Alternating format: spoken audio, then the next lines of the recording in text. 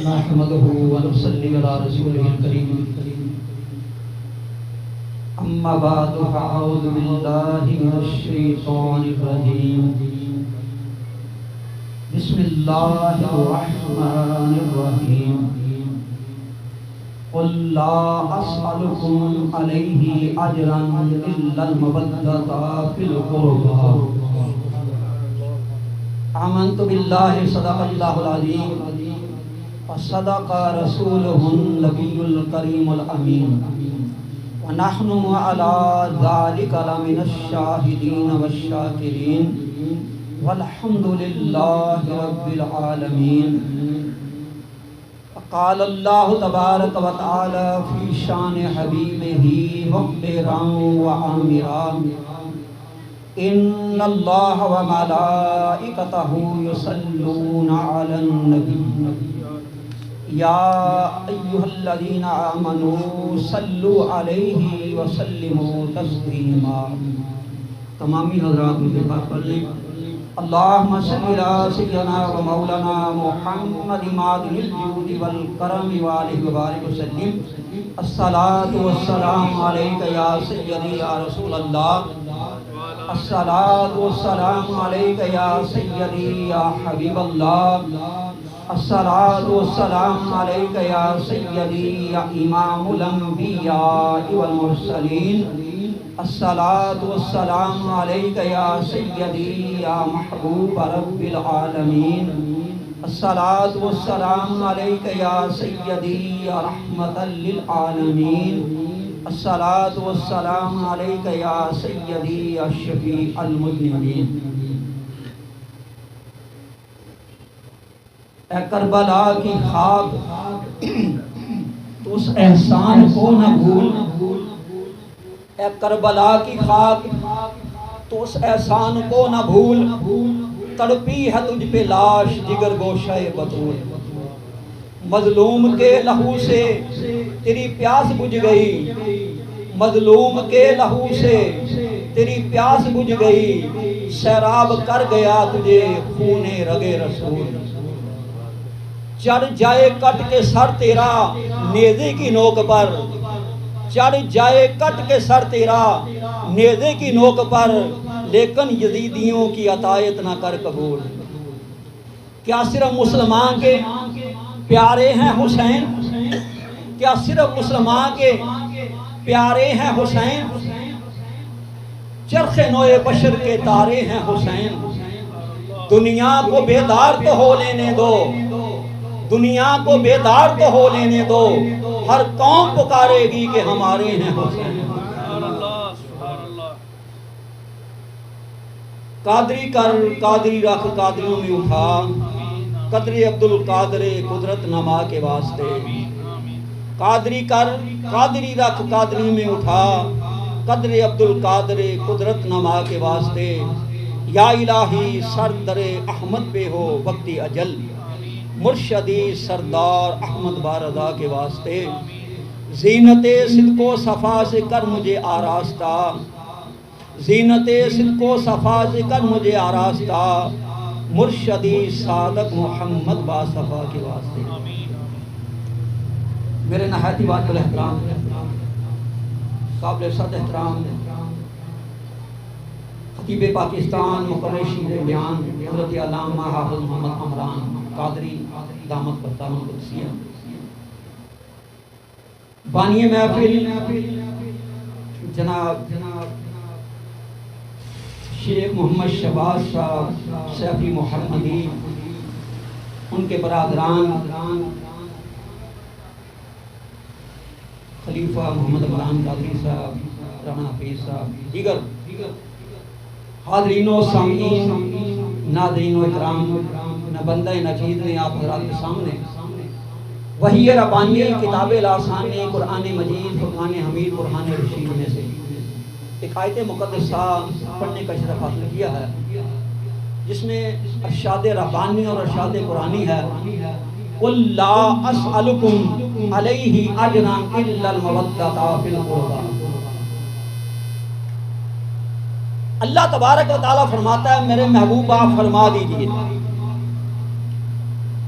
کہ میں نے جو تمہیں دولت ایمان عطا کیا ہے، تمہیں کفر سے نکال کر اسلام میں لایا ہوں، تمہیں کلمہ پڑھانے کا اجر میں تم سے صرف یہ مانگتا ہوں کہ میرے قرابہ داروں سے مودت کرو۔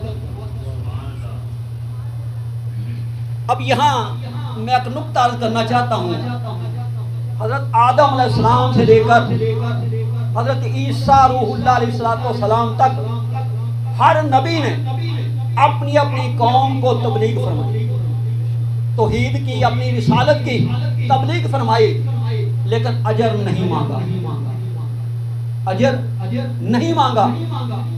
4 انبیاء علیہ السلام کا ذکر قرآن میں آتا ہے کہ جن کے بارے میں آپ نے فرمایا تھا کہ اے لوگو، میں تم سے یہ اجر نہیں مانگتا، بلکہ اس کا اجر میں اپنے اللہ سے لوں گا، اس کا اجر میرے اللہ کے پاس ہے۔ اب وہ سارے چھوٹے ہیں، ان چھوٹوں نے اجر نہیں مانگا، یہ سب سے بڑے ہیں، انہوں نے اجر مانگا۔ تو یہاں حضرات محترم میں یہ عرض کر دوں، اصل میں کہ جس انسان پر احسان کیا ہو، مثال کے طور پہ خلیفہ صاحب ہیں، اگر یہ مجھ پر کوئی احسان کرتے ہیں، کل کو اگر کہ وقت آتا ہے مجھے کہتے ہیں کہ مولانا یہ کام آپ نے کرنا ہے، میں اگر نہ کروں تو یہ ناراض ہو جائیں گے، یہ کہیں گے جی میں نے تو اتنے احسان آپ پر کیے ہیں لیکن آپ نے میرا کام ہی نہیں کیا۔ وہ انبیاء یہ جانتے تھے کہ اگر میں نے اپنی قوم سے اجر لے لیا تو کل قیامت کے روز یہ مجھ سے مانگیں گے، کہیں گے کہ ہماری شفاعت کروا، لیکن شفاعت کا سہرا جو ہے صرف زہرا کے بابا، حسنین کے نانا، امام الانبیاء محمد مصطفیٰ صلی اللہ علیہ وسلم کے سر اقدس پر سجایا گیا ہے، اس لیے انہوں نے اجر نہیں مانگا۔ حضرات محترم یہ نقطہ یاد رکھیں گے، کیونکہ شفاعت کا سہرا جو ہے صرف میرے اور آپ کے آقا محمد مصطفیٰ کے سر اقدس پر ہے۔ اور آگے چلیں، پہلی حدیث سماعت فرمائیں، میرے اور آپ کے آقا امام الانبیاء صلی اللہ علیہ وسلم نے ارشاد فرمایا، وَمَن مَّاتَ عَلَىٰ حُبِّ آلِ مُحَمَّدٍ صلی اللہ علیہ وسلم مَاتَ مُؤْمِنًا، کہ جو بندہ اہل بیت کی محبت میں، آل رسول کی محبت میں مرا، وہ مومن مرا، وہ مومن مرا۔ آگے دوسری حدیث میرے آقا صلی اللہ علیہ وسلم نے فرمایا، وَمَن مَّاتَ عَلَىٰ حُبِّ آلِ مُحَمَّدٍ صلی اللہ علیہ وسلم مَاتَ شہیدًا، کہ جو بندہ آل رسول کی محبت میں فوت ہوا، آل رسول کی محبت میں مرا، وہ شہید فوت ہوا۔ تیسری حدیث میرے آقا امام الانبیاء صلی اللہ علیہ وسلم نے فرمایا، وَمَن مَّاتَ عَلَىٰ حُبِّ آلِ مُحَمَّدٍ صلی اللہ علیہ وسلم جعل اللہ لَهُ قبرًا مزارًا للملائکۃ الرحمہ، فرمایا کہ جو بندہ آل رسول کی محبت میں مرا، اللہ تبارک و تعالیٰ اس کی قبر کو رحمت کے فرشتوں کے لیے مزار بنا دے گا۔ اللہ تعالیٰ فرمائے گا فرشتوں آتے رہو، جاتے رہو، اس کی قبر کی زیارت کرتے رہو۔ آگے حدیث، چوتھی حدیث میرے آقا امام الانبیاء صلی اللہ علیہ وسلم نے فرمایا، وَمَن مَّاتَ عَلَىٰ حُبِّ آلِ مُحَمَّدٍ صلی اللہ علیہ وسلم بَشَرَ مَلَكَ الْمَوْتِ بِالْجَنَّةِ، میرے آقا صلی اللہ علیہ وسلم فرماتے ہیں کہ جو بندہ آل اہل بیت، آل رسول کی محبت میں مرا، موت کا فرشتہ یعنی ملک الموت اس کی جان قبض کرنے سے پہلے اسے جنت کی خوشخبری دے گا۔ آگے فرمایا، وَمَن مَّاتَ عَلَىٰ حُبِّ آلِ مُحَمَّدٍ صلی اللہ علیہ وسلم عَلَىٰ اہلِ سنت و جماعت، میرے آقا صلی اللہ علیہ وسلم نے فرمایا جو بندہ آل رسول کی محبت میں مرا، وہ اہل سنت و جماعت کے عقیدے پر مرا، یعنی وہ سنی مرا۔ آگے چھٹی حدیث میرے آقا امام الانبیاء صلی اللہ علیہ وسلم نے فرمایا وَمَن مَّاتَ عَلَىٰ بُغْضِ آلِ مُحَمَّدٍ صلی اللہ علیہ وسلم مَاتَ کافرا، کہ جو بندہ آل رسول سے بغض رکھ کر اناد رکھ کر دشمنی میں مرا وہ کافر مرا اور وہ جنت کی خوشبو تک نہ پائے گا۔ آگے 7ویں حدیث وَحُرِّمَتِ الْجَنَّةُ عَلَىٰ مَنْ ظَلَمَ أَهْلَ بَيْتِي، میرے آقا امام الانبیاء صلی اللہ علیہ وسلم نے فرمایا جس نے میری اہل بیت پر ظلم کیا اس پر اللہ تعالیٰ نے جنت حرام کر دی۔ حضرات محترم، آپ اندازہ فرمائیں، غور فرمائیں ان حدیث مبارکہ پر کہ اللہ تبارک و تعالیٰ نے کس طرح ایمان اور کفر کا دار و مدار جو ہے اہل بیت کی محبت اور بغض میں واضح فرما دیا۔ یعنی محبت اہل بیت ایمان ہے اور بغض اہل بیت کفر ہے۔ محب حسینی جنتی ہے اور دشمن حسین جہنمی ہے۔ اب 7 حدیثیں میں نے آپ حضرات میں پڑھی ہیں اور محبت اہل بیت 7 مقامات پر کام آئے گی۔ 7 مقامات پر، وہ 7 مقامات کون سے ہیں یہ بھی سماعت فرما لیں۔ عند الموت، عند القبر، عند الحشر، عند المیدان، عند الحساب، عند الکتاب، عند الصراط۔ ان 7 مقامات پر محبت اہل بیت کام آئے گی۔ عند الموت، موت کا جو وقت ہوتا ہے بڑی سختی کا وقت ہوتا ہے۔ میرے اور آپ کیا امام الانبیاء صلی اللہ علیہ وسلم فرماتے ہیں کہ جب جان نکلتی ہے انسان کی تو ایسی ہوتی ہے جیسے خاردار جھاڑیوں پر، کانٹے دار جھاڑیوں پر، کانٹوں کے اوپر ململ کا کپڑا ڈال دیا جائے پھر اس کو کھینچا جائے، اس طرح وہ کپڑا تار تار ہو جاتا ہے۔ اسی طرح جب انسان کی روح نکلتی ہے تو اس کی یہ حالت ہوتی ہے۔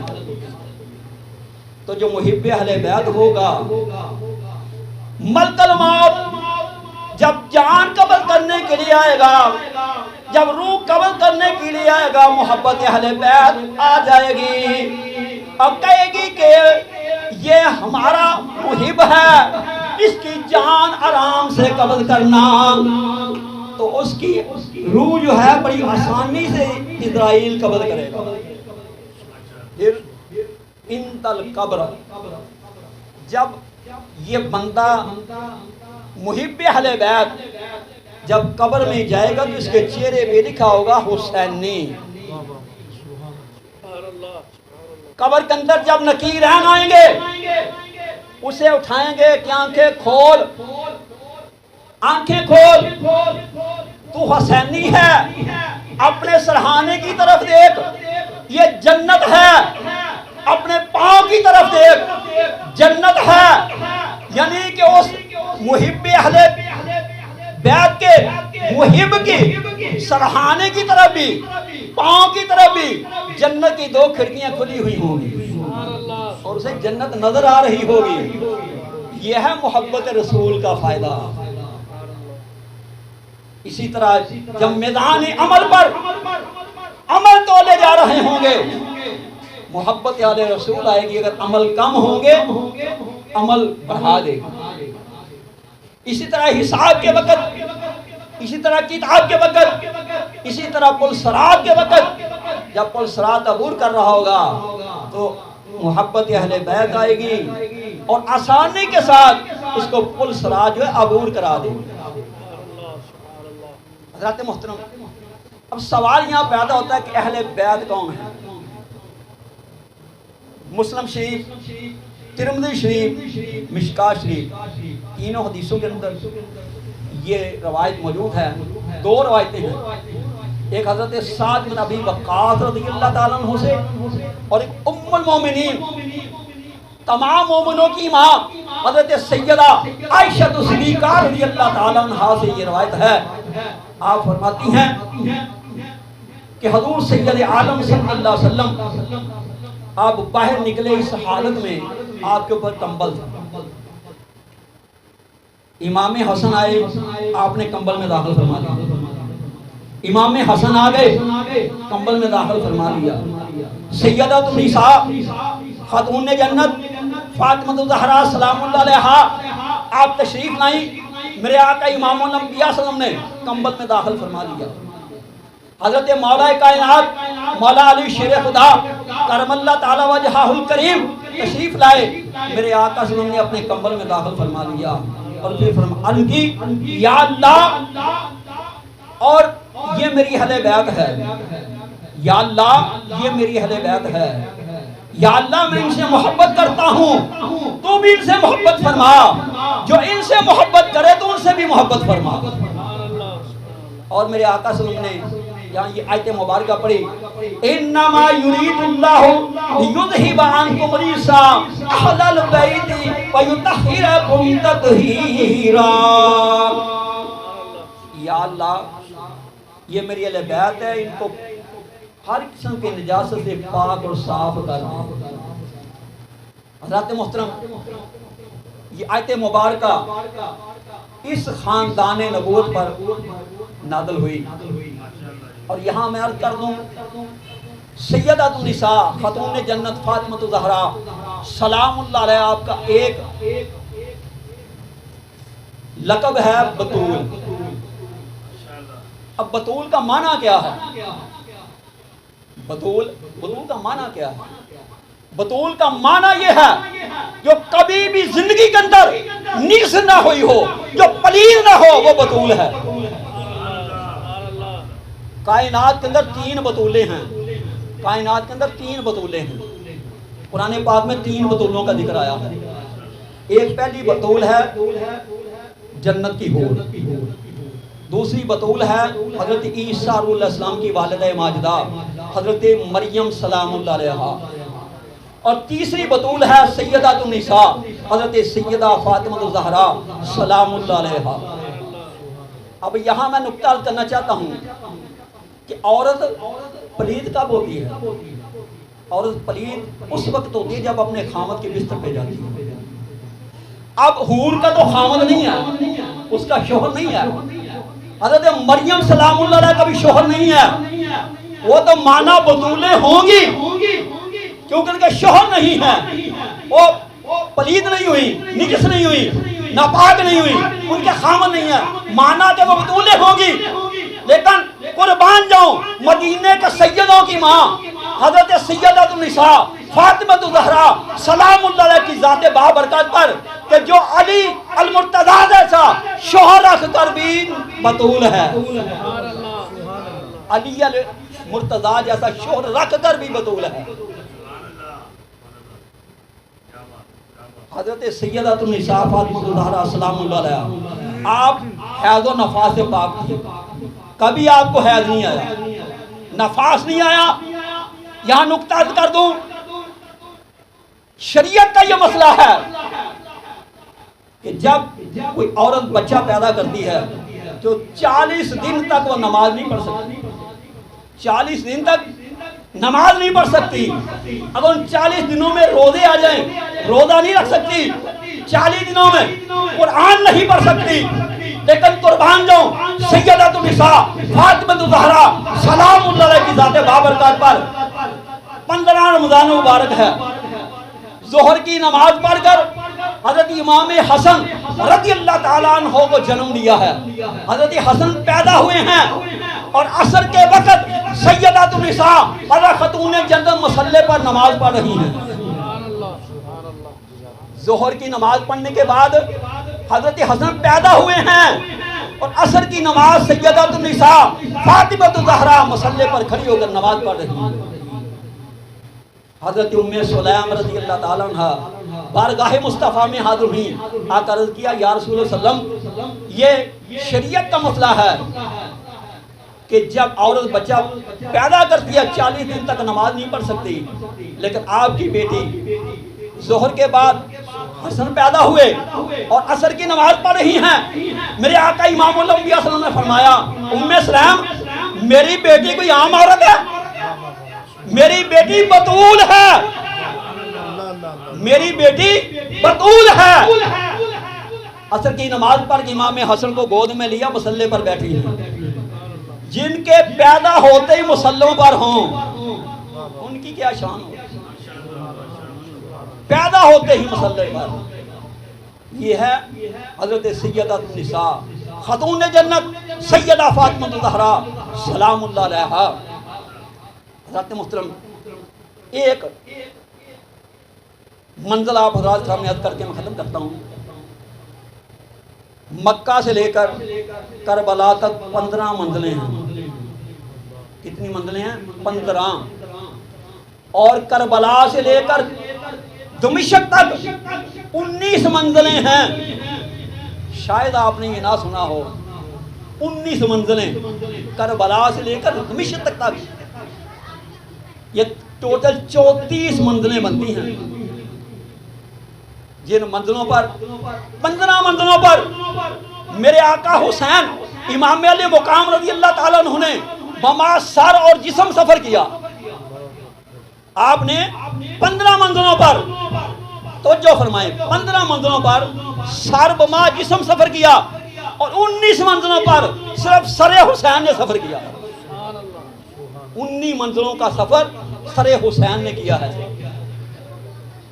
تو جب مکہ سے چلے، پہلی منزل جس کا نام ہے حاجر، وہاں پر میرے آقا امام الانبیاء صلی اللہ علیہ وسلم کے نواسے سید و شہداء امام علی مقام نے فرمایا یہاں خیمے لگا دو۔ خیمے لگ گئے، خیمے لگ گئے۔ امام الانبیاء صلی اللہ علیہ وسلم کے نواسے سیدہ النساء کے جگر پارے حضرت علی المرتضیٰ کے نور نظر امام علی مقام امام حسین رضی اللہ تعالیٰ عنہ خیمے کے اندر تشریف فرمائیں، قرآن پاک کی تلاوت کر رہے ہیں۔ ایک 100 سال کی بڑھیا عورت، آنکھوں کی بینائی نہیں ہے، نبینا عورت ہے، 100 سال کی عمر، ضعیفہ، اپنے اس کا بیٹا جوان تھا، اس کے ساتھ گھوڑے پر آ رہی ہے اور راستے میں کہتی آ رہی ہے کہ میری 2 خواہشیں ہیں، میری 2 تمنائیں ہیں، 2 آرزویں ہیں۔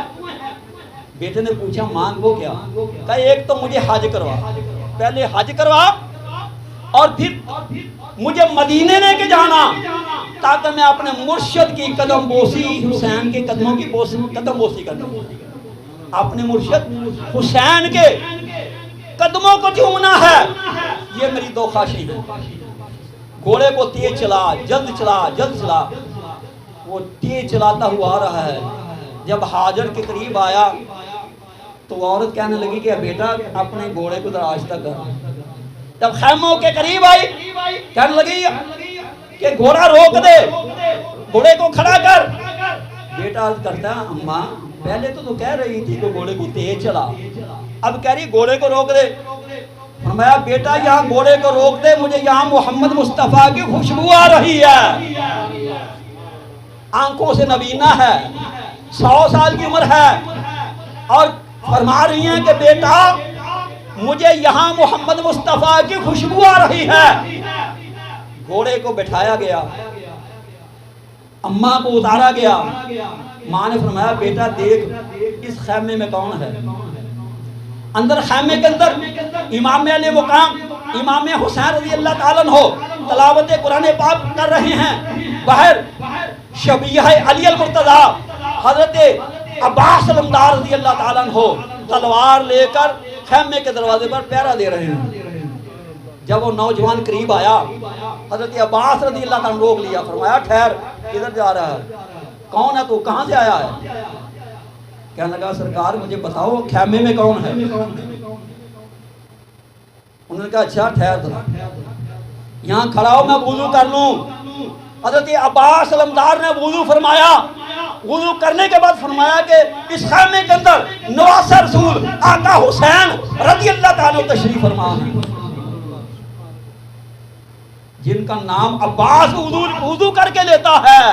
مسلمانوں غور کرو اس امام کا کیا مقام ہوگا۔ وہ نوجوان واپس آیا، آ کر اپنی ماں سے کہنے لگا اماں جان اندر، اماں جان تیری ایک آرزو پوری ہو گئی ہے، تیری ایک خواہش پوری ہو گئی ہے۔ کہنے کہ بیٹا کیسے؟ فرمایا تو نے کہا تھا نا کہ میری 2 خواہشیں ہیں، پہلی یہ ہے کہ مجھے حج کروا، حج کے بعد مجھے مدینے لے کے جانا، میں نے آقا حسین کے قدموں کو چومنا ہے، اے اماں اس خیمے کے اندر تیرا مرشد آقا حسین موجود ہے۔ وہ بڑھیا اپنے بیٹے کے ساتھ لے کر خیمے کے دروازے پہ پہنچی، حضرت عباس علمدار رضی اللہ تعالیٰ نے پھر روک دیا، فرمایا نوجوان پہلے بھی تجھے کہا تھا، پہلے تو کہلا آیا تھا، اب تو اپنی اس بڑھیا کو بھی ساتھ لے آیا ہے۔ اتنی بات عباس علمدار نے کی تو مجھے نہیں پتا غیب کسے کہتے ہیں، اندر سے خیمے کے اندر سے امام علی مقام امام حسین رضی اللہ تعالیٰ نے فرمایا عباس فرزوں کو کہہ کہ اندر آ اور اپنی ماں کو بھی ساتھ لے جا، فرزوں کو کہہ اندر آ اور اپنی ماں کو بھی ساتھ لے آ۔ آپ اندازہ فرمائیں جو خیمے کے اندر رہ کر نام بھی جانتا ہے ماں کو بھی جانتا ہے، اس کے علم کا کوئی اندازہ کر سکتا ہے؟ وہ بڑھیا اندر گئی، بیٹے سے کہنے لگی کہ میرے ہاتھ جو ہیں امام علی مقام کے قدموں پہ رکھ دو، میرے امام علی مقام امام حسین رضی اللہ عنہ کے قدموں پہ قدموں کے اوپر اپنے ہاتھ رکھے، پھر ان ہاتھوں کو چوم کر اپنی آنکھوں پر رکھا۔ اب آنکھوں پہ رکھا ہوا ہے، ہٹاتی نہیں ہے، آنکھوں سے ہاتھ اٹھا نہیں رہی۔ بیٹا کہتا ہے کہ ماں تو ہاتھ نہیں اٹھا رہی، کہنے لگی بیٹا سن، مصر سے حضرت یوسف علیہ السلام کی قمیض آئی تھی، حضرت یعقوب علیہ السلام کی آنکھوں پر رکھی گئی تھی، ان کی بینائی واپس آ گئی تھی، نور واپس آ گیا تھا۔ میں تو آج لیبارٹری محمد میں موجود ہوں، میں یہ ٹیسٹ کر رہی ہوں، میں یہ چیک کر رہی ہوں کہ میں نے تو محمد کے بیٹے کے قدموں پر ہاتھ رکھ کر اپنی آنکھوں پر رکھا ہے، میرا نور واپس آتا ہے کہ نہیں آتا؟ میں نے تو وہ تو یوسف علیہ السلام تھے جن کی قمیض ان کے باپ حضرت یعقوب علیہ السلام کے پاس آئی، ان کی آنکھوں سے لگائی گئی، ان کی بینائی واپس آ گئی، نور واپس آ گیا۔ اور یہ تو نبیوں کے نبی، امام الانبیاء، نبیوں کے سلطان اور محمد مصطفیٰ کا بیٹا ہے۔ میں تو آج محمد مصطفیٰ کی لیبارٹری میں موجود ہوں اور میں یہ ٹیسٹ کر رہی ہوں کہ کیا محمد مصطفیٰ کے بیٹے کے قدموں پر ہاتھ رکھ کر میرا نور اپنی آنکھوں پر رکھوں، میرا نور واپس آتا ہے کہ نہیں آتا؟ کچھ دیر کے بعد اللہ تبارک و تعالیٰ نے رحمت فرمایا، اس عورت کی بینائی واپس آ گئی، نور واپس آ گیا، نور واپس آ گیا۔ حضرت محترم اللہ حضرت دین البرکت مجدد دین ملت امام اہل سنت امام شاہ احمد رضا خان فاضل بریلوی رحمت اللہ نے ایسے نہیں فرمایا تھا کہ تیری نسل پاک میں ہے بچہ بچہ نور کا، جن کے قدموں پر ہاتھ رکھ کر آنکھوں پر رکھنے سے نور واپس آ جائے، کیا اس کے نور میں کوئی شک ہے؟ تیری نسل پاک میں ہے بچہ بچہ نور کا، تو ہے آئین نور، تیرا سب گھرانہ نور کا۔ حضرت محترم یہ وہ گھرانہ ہے جس نے ہر مشکل وقت میں ہمارے کام آنا ہے، ہماری بخشش کروانی ہے، آخرت کے اندر بھی انہی کے توفیق، انہی کے صدقے سے، کیونکہ وارث جنت جو ہیں یہ اہل بیت ہیں، یہ پانچ تن پاک جو ہیں نا یہی ہیں۔ ایک آخری جملہ عرض کر جاؤں کہ پانچ تن کے جو نام ہیں یہ کہاں کہاں لکھے ہوئے ہیں؟ عرش کے اوپر پانچ تن کے نام لکھے ہوئے ہیں، جنت کے دروازوں پر بھی پانچ تن کے نام لکھے ہوئے ہیں، اور جنت کی جو حوریں ہیں حوروں کے چہرے پہ پانچ تن پاک کے نام لکھے ہوئے ہیں۔ کیسے لکھے ہیں حور کے؟ حور کی پیشانی پہ لکھا ہوا لا الہ الا اللہ محمد رسول اللہ صلی اللہ علیہ وسلم، حور کی دائیں رخسار پر لکھا ہوا ہے علی المرتضی، بائیں رخسار پر لکھا ہے فاطمہ الزہرا، اور حور کی ٹھوڑی پہ لکھا ہوا ہے امام حسن۔ اب حسین کا نام کہاں لکھا ہوا ہے؟ حور کی شاہ رگ کے اوپر امام علی مقام امام حسین کا نام لکھا ہوا ہے۔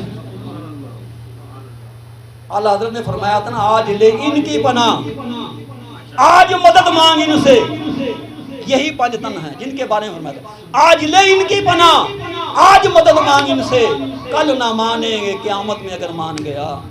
حضرات محترم، جو میں نے آپ حضرات کے سامنے چند باتیں عرض کی ہیں، اگر اس میں کوئی غلطی ہوگی تو اللہ تبارک و تعالیٰ اپنے حبیب کا صدقہ مجھے معاف فرمائے، اور اللہ رب العزت جل وعلا تبارک و تعالیٰ ہماری سب کی حاضری کو قبول فرمائے، اور اس محفل کے صدقہ سے، پنجتن پاک کے صدقہ سے، اہل بیت اطہار کے صدقہ سے اللہ تبارک و تعالیٰ ہمارے بھائی شیخ شہباز صاحب ان کی بھانجی کو شفاء کاملہ عاجلہ نصیب فرمائے، صحت و تندرستی والی زندگی عطا فرمائے، اللہ رب العزت جل وعلا تبارک تعالیٰ اس بچی کی عمر دراز فرمائے، آمین ثم آمین، وآخر دعوانا الحمدللہ رب العالمین۔